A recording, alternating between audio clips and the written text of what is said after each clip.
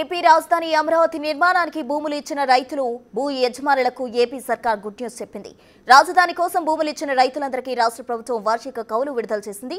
మొత్తం 495 మందికి అందాల్సిన పెండింగ్ వార్షిక కౌలుకు సంబంధించి 6.64 కోట్లకు సంబంధిత రైతులు భూ యజమానుల అకౌంట్లోకి జమ చేసింది.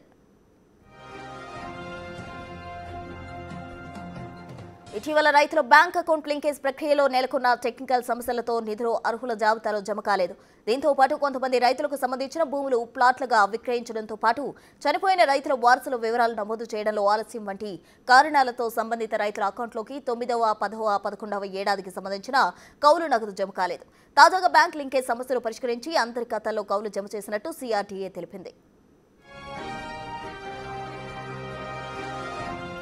ఏపీ సిఆర్డీఏ ప్రకారం 495 మందికి చెల్లించాల్సిన పెండింగ్ వార్షిక కౌలు 66,4,80,402 నిధులను విడుదల చేసింది. ఇందులో 9వ, 10వ ఏడాదికి సంబంధించి వార్షిక కౌలుకు 232 మందికి, అలాగే 4,8,41,632 నిధులు జమ చేయగా 11వ ఏడాదికి సంబంధించి 263 మందికి 2,56,38,770 వార్షిక కౌలు సంబంధిత రైతుల ఖాతాల్లో జమ అయ్యాయి.